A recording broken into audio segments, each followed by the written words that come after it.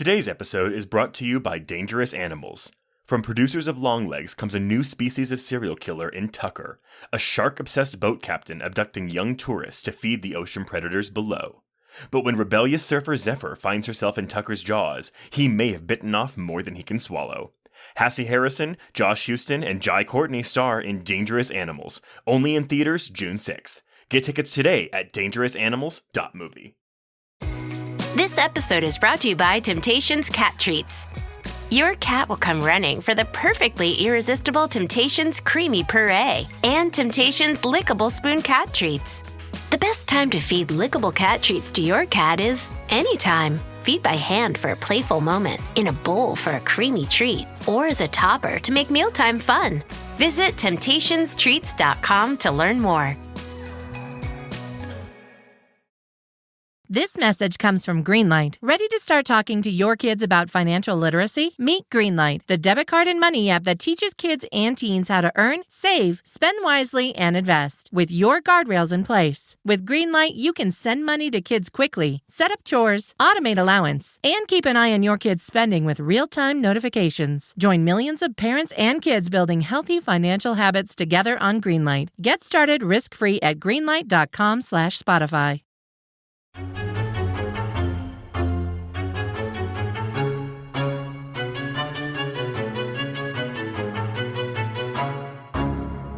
We're gonna carry on and plan the sequel, because let's face it, baby, these days, you gotta have a sequel.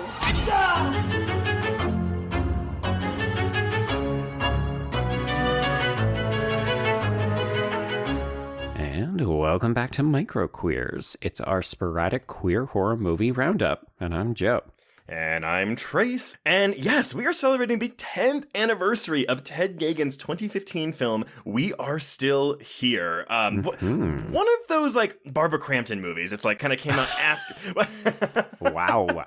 No, because I feel like, like, you know, obviously after You're Next, which kind of was Barbara Crampton's big, like, return to filming. Yeah. I feel like, you know, there's a couple of standout films with her. And I feel like You're Next and this one are the two that I remember the most as, like, oh yeah, the Barbara Crampton movies.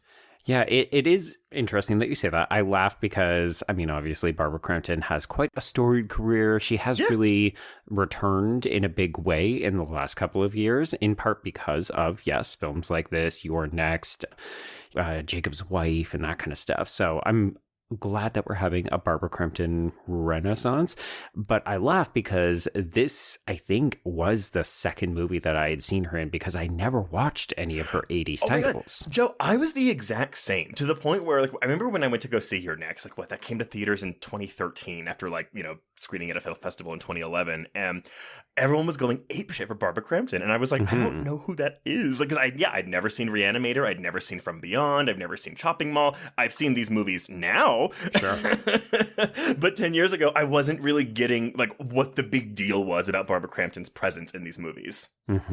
Okay, so, well, maybe before we go any further, just because I do think this is a smaller film, it's part of the reason we wanted to highlight it for its 10th anniversary, but Trace, what is this movie about? Yes, it's interesting. I thought it was really cool going back to look at the reception of this film, because this film has an amazing reception. It was considered one of the best horror films to come out of 2015.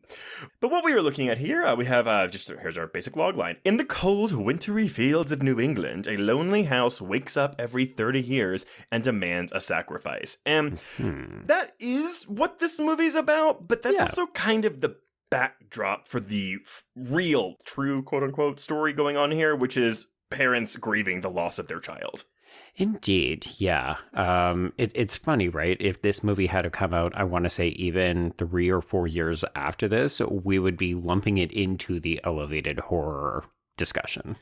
I agree, and to the point where, honestly, like, I remember watching this movie. I remember very specific things, but, like, I would have watched this, like, oh, God. It was either right before or right after I started freelancing for Bloody Disgusting. So this was very early in my tenure in this industry, but I remember thinking it was fine. I remember Lisa Marie's death, spoiler alert, but I didn't really have much else. I just remember thinking it was kind of slow and maybe a little bit boring. Oh, that's young Trace talking, isn't it? It is young Trace, because I'm telling you, like, I actually, like, this film resonated with me a lot more now than it did 10 years ago.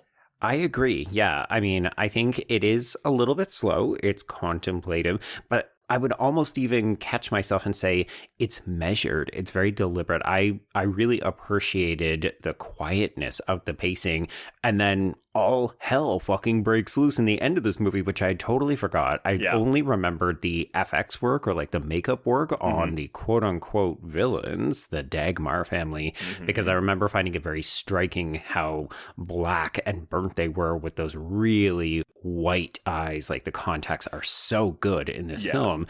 But that was kind of the main thing I remembered. I was like, right, Barbara Crampton, good makeup effects. And rewatching it, I thought, oh, there's more going on here than I was giving it credit for. Yeah, to the point where I found it very touching. Like, I really strongly empathized with Barbara Crampton's character. As well as her husband, played by Andrew Senseneg. Like, I'm not really familiar with him. But then you have, like, Lisa Marie and Larry Fessenden showing up as the kooky psychic hippies. And oh, my God. They inject, I'm not going to say a much needed energy into the movie, but they inject an energy into the movie that I found quite entertaining, to the point where, I mean, this is an 84-minute movie. It is not long. And when we have the seance and Fessenden dies almost immediately, I was kind of like, oh, like I would have taken 10 more minutes, like, added onto this runtime just so we could spend some more time with Fessenden and Marie's characters.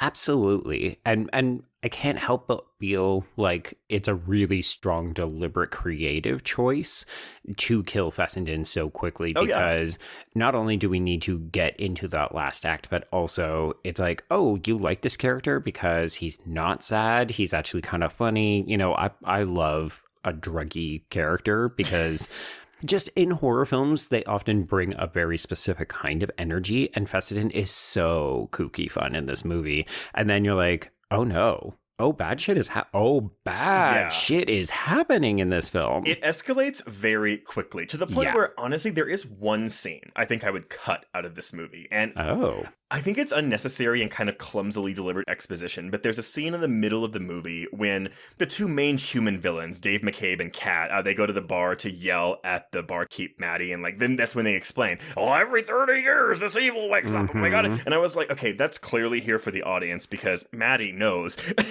what the deal is. And I kept thinking, I was like, if you remove this scene, it would keep things mysterious for the audience longer.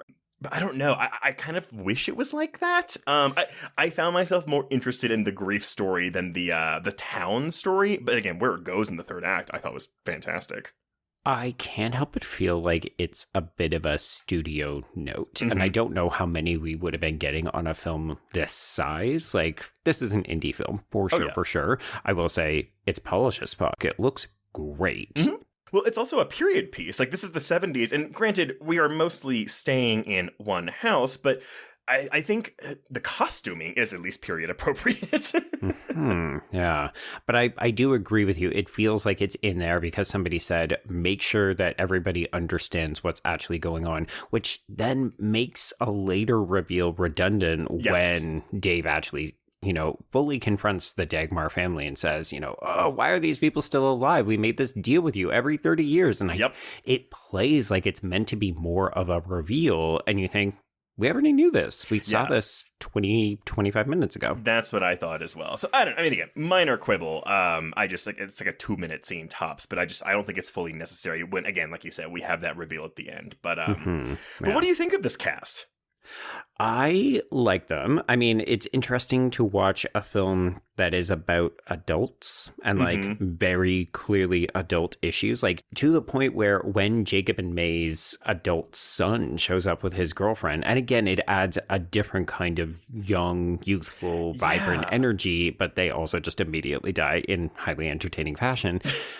I was just like, oh, I almost don't like them being in here because I got so accustomed to the more old person concern. Yeah. It reminded me of that scene in Psycho 2. I don't remember if you remember this, but there's a scene where two kids like sneak into the basement of the Bates house and like they get killed, and it's very like 80s slashery, and it's the only scene of the movie that's really like that. And that's kind of what this felt like to me, where it's like, okay, let's get some kids in there, kill them really brutally to get some gore going, and then like we're out of the movie. But the fact that we Terminator 3 this girl's chest. I totally forgot about this because part of me remembered once you enter the the house, it is a little Ju-on, right? Where you're like, ooh, you're going to have difficulty shaking those ghosts off. And then when she drives away, I thought, oh, I must just be misremembering what happens to this character. No, she dies real good. She dies real good. Which, by the way, I mean, like, you can tell where we're kind of working around the budget with some of these gore effects, but also at the end, I mean, like, there are some really, really good like, exploding head gore effects in this movie. I was really surprised. I mean, can we talk about Lisa Marie's death? Because I do love an exploding head, and I do love, I open the door, boom. Oh, absolutely. The way it's framed, because we go immediately behind her head, it is clearly we've swapped out Lisa Marie for a dummy. But even Monte Markham's Dave getting his head, like, crushed by the Dagmars is just amazing. I mean, we are painting the walls with blood in the last 10 minutes of this movie. Yeah, it is really satisfying. Also, I just have to give a shout out to, make sure that my gay credibility remains firmly intact. I should note that I only know Dave McCabe from one role, and that is playing Blanche's gay brother in 2 episodes of The Golden Girls. Oh, there you go. Yeah, I had no connection with this man. Yeah, and so we've talked about Dee Wallace, we talked about Lisa Marie. Again, Larry Fessenden. I actually, it's a smaller role. It's not as showy, but I do think Andrew Schwarzenegger's Paul is really the rock that kind of like grounds most of the film. And then, of course, until he starts believing in everything when he watches Larry Fessenden get possessed. Yeah, it's hard to be the straight man in a horror film, and I would argue Barbara Crampton is also playing that role, but because she is the one who is so grief-stricken, and then she keeps resolutely believing that all of the weird things happening around the house are because of her dead son who died in a car accident, we discover. Like, it gives her that extra little bit of mileage to play with, whereas, Andrew Schwarzenegger just has to keep reacting to her, but without him, it becomes too morose. It's not fun to watch. It's not interesting to watch Barbara Crampton play it. So he is a very necessary character. Now, I do have a question about just like the plot, because I was clear, but I just want to make sure. So the Dagmars, they are the ghosts. They were killed by this family to sacrifice them to the evil that's under the house that comes out every 30 years. So these ghosts are killing people in the house for the evil? I think so. Yeah, it seems to reanimate the most recent sacrifices, but then these particular family members have almost like a historical memory where, because they emotionally connect to Barbara Crampton, I almost called her Dee Wallace because I just cannot with this wig, but because they connect so strongly to Annie and her grief, that it's why they haven't ultimately killed the family. So I like that element, especially when you get to the end of the film and you're like, oh, well, why were they killing all these other people who were just innocent? And you realize, oh, because they were fulfilling their end of this horrible bargain or the curse. Yes. I guess, too, because I kept thinking, like, in the end of the movie, it's like, okay, well, so we have to get rid of the ghosts, or like stop the ghosts, or like the ghosts are going to kill them. But then if hypothetically you deal with the ghosts, is the evil under the house still there that's going to take the sacrifice every 30 years? It seems like it, because we don't actually get rid of even the Dagmars, right? Like the end of the film suggests that we have found some kind of happy living conditions, like or that Bobby actually was brought there and he is now like a member of this ghostly family. Like I do love the restraint in having Annie go and check, but we don't even get to see if she sees Bobby down in the cellar. But see, we know that Paul sees Bobby down in the cellar because that's his last line of the film. But I guess, okay, so do you view this ending as a happy ending or a sad ending? I think we're meant to read it as slightly positive. Like, Annie has been so bereft because she is missing her son. And then I think we're meant to read this as a reunion of sorts. But at the same time, I'm like, okay, but it's still pretty grim. Like, do you have to stay in this house even after all of these murders? You have to live in this town where people would happily see you dead and sacrifice. Like, as you said, even do they only have 30 years and then this evil is going to return, and if they're there, they're just going to get consumed?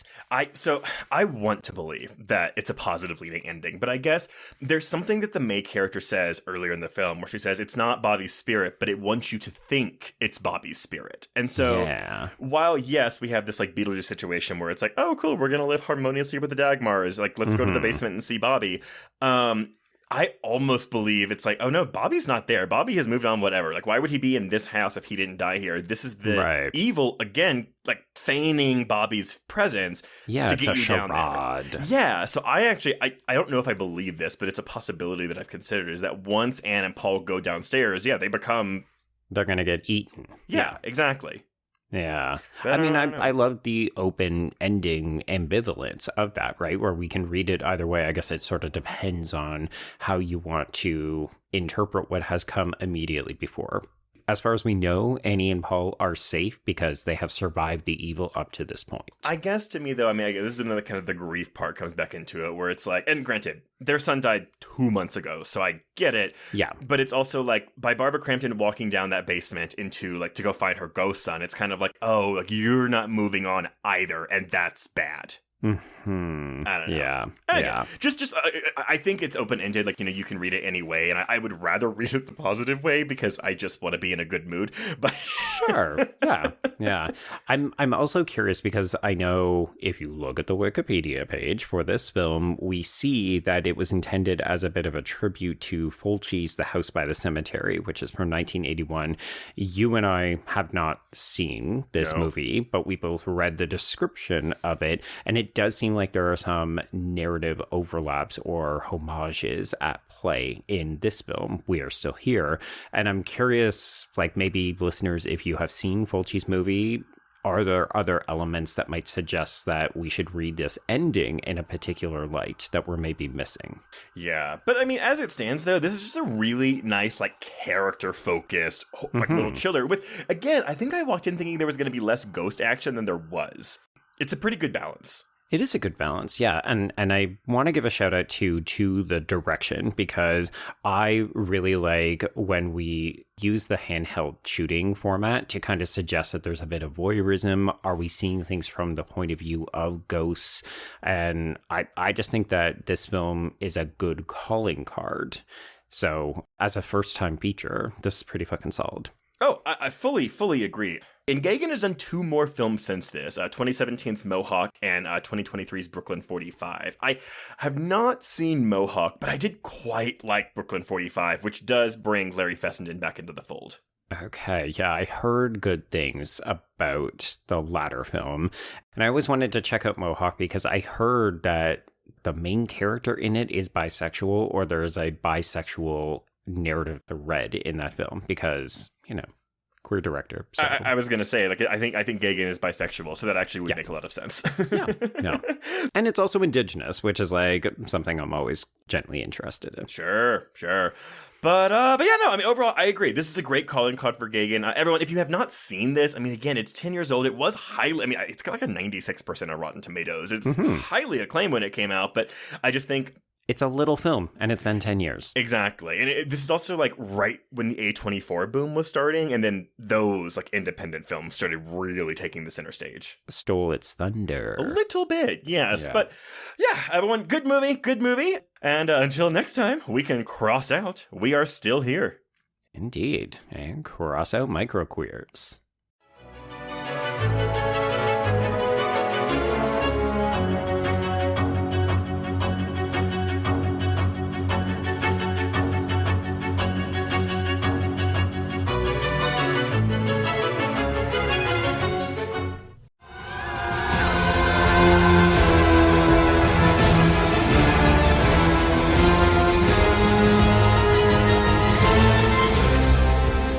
Hello, Toxic Avenger fans. You know what that theme song means. It's time for another exclusive audio clip from The Toxic Avenger in theaters August 29th. This time, we bring you the sounds of someone cooking breakfast and listening to the news. Enjoy.